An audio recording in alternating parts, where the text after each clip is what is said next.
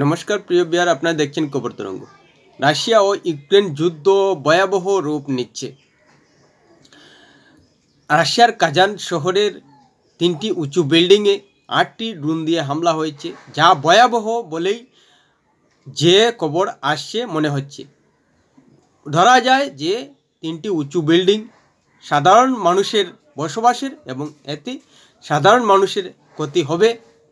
যদিও এখন পর্যন্ত হতাহতের কোনো খবর পাওয়া যায়নি, কিন্তু সেই ড্রোন হামলা উঁচু ইমারতে মনে করিয়ে দিচ্ছে 2001 সালে আমেরিকার ওয়ার্ল্ড ট্রেড সেন্টারের টুইন টাওয়ারে আত্মঘাতী সন্ত্রাসীর বিমান হামলার কথা, যে হামলায় 2977 জনের মৃত্যু হয়েছিল। প্রিয় বিহার, ভিডিওটি ভালো লাগলে সাবস্ক্রাইব করবেন, এতে আপনার ক্ষতি হবে না, কিন্তু আমাদের উপকার করে দেবেন। আমি আরও তথ্য সহকারে ভিডিও করতে উৎসাহ পাব।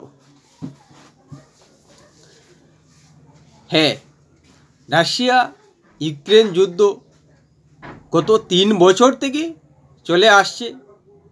দুই তরফ থেকেই সেনার মৃত্যু আসছে, নিরপরাধ মানুষও আহত এবং ক্ষতিগ্রস্ত হচ্ছেন।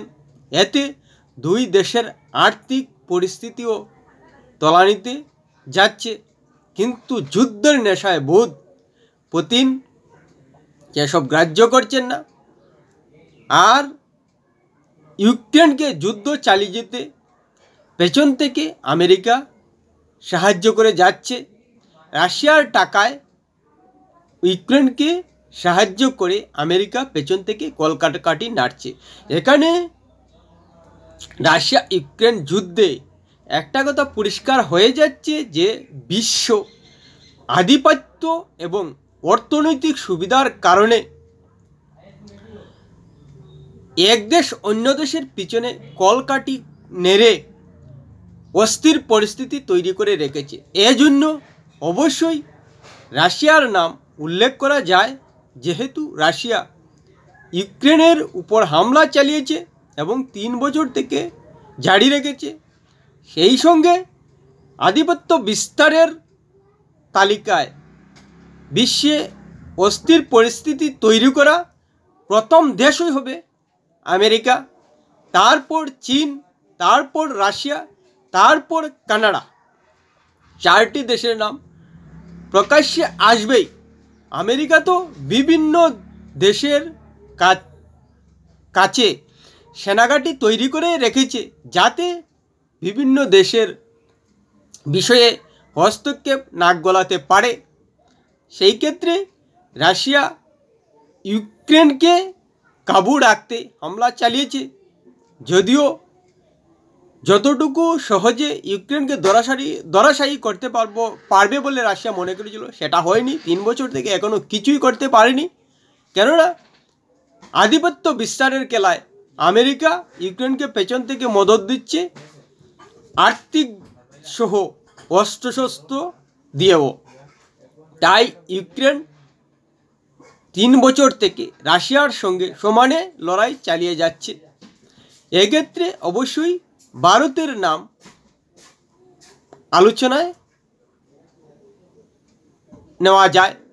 ভারতের মতো যদি বিশ্বের প্রতিটি দেশ হতো, তাহলে নিশ্চিতভাবেই বলা যায় যে কোনো দেশ আক্রমণাত্মক হতো না, কোনো দেশ এভাবে আধিপত্য বিস্তারের খেলায় লিপ্ত হতো না, অর্থনৈতিক বিস্তারের খেলায় লিপ্ত হতো না, এবং পৃথিবী এত অস্থির পরিস্থিতি দেখত না।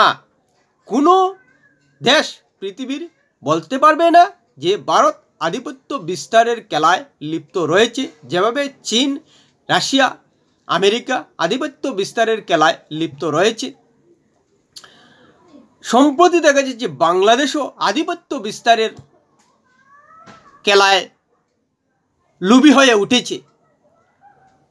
ভারতে বাংলাদেশ থেকে আনসারুল্লাহ বাংলা টিমের সন্ত্রাসী পাঠিয়ে ভারতকে অস্থির করার চেষ্টা করে যাচ্ছে।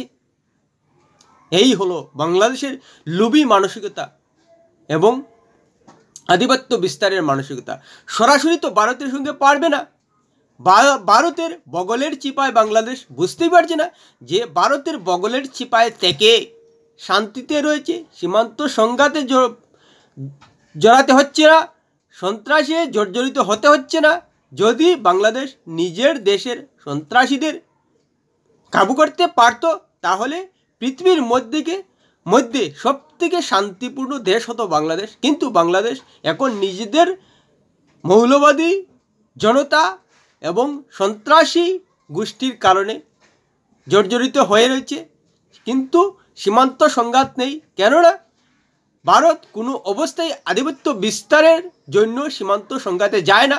যেভাবে পাকিস্তান, চীন ভারতের সীমান্ত দখল করে আধিপত্য বিস্তারের চেষ্টা করে যায়, সন্ত্রাসী কাশ্মীরে প্রেরণ করে আধিপত্য বিস্তারের খেলায় লিপ্ত পাকিস্তান, তেমনি রাশিয়া ইউক্রেনের সীমা দখল করতে আধিপত্য বিস্তারের চেষ্টা করে যাচ্ছে। আমেরিকাও তেমনি অর্থনৈতিক আধিপত্য বিস্তার এবং আধিপত্য বিস্তারের খেলায় সারা বিশ্বে চড়ি ঘুরাচ্ছে, আর সেই আধিপত্য বিস্তারের নেশায় পৃথিবীকে অস্থির অবস্থায় রেখেছে। যার উদাহরণ রাশিয়ায় কাজানে 3টি উঁচু ইমারতে হামলার ঘটনা। রাশিয়া, আমেরিকা, চীন যদি আধিপত্য বিস্তারের নেশা ছেড়ে দিয়ে অর্থনৈতিক লোভী মানসিকতা ছেড়ে দিয়ে ভারতের মতো, ব্রিটেনের মতো, জাপানের মতো নিরপেক্ষ থেকে, নির্লোভ থেকে প্রতিটি রাষ্ট্রের সার্বভৌমত্বকে গুরুত্ব দিয়ে, সম্মান দিয়ে, মর্যাদা দিয়ে অবস্থান ধারণ করতে পারে, তাহলে বর্তমান বিশ্বে যে অস্থির পরিস্থিতি রয়েছে তা মিটে যাবে।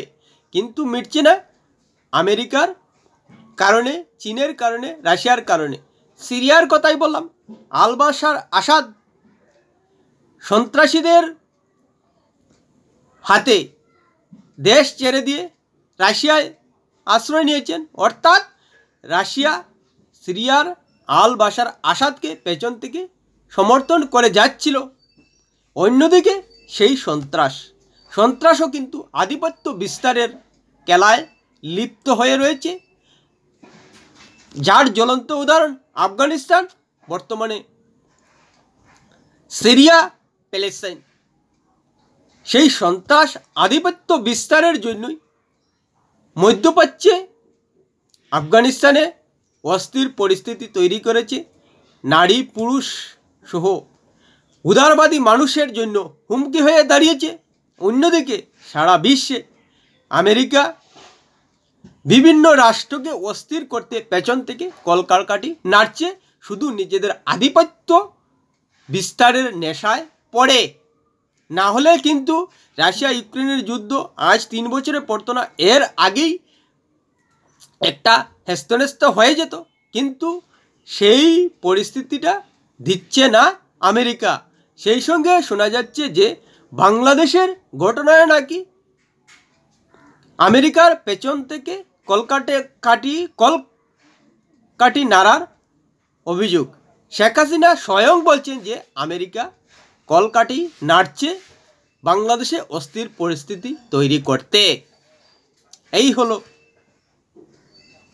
রাশিয়ার কাজানে ড্রোন হামলার ভয়াবহতার মূল কারণ আধিপত্য বিস্তার, একমাত্র আধিপত্য বিস্তার। রাশিয়া আধিপত্য বিস্তার যদি না করতো, তাহলে আজকে কাজানের এই পরিস্থিতি দেখতে হতো না। প্রিয় ভিউয়ার, ভিডিওটি ভালো লাগলে লাইক, শেয়ার, কমেন্ট করবেন।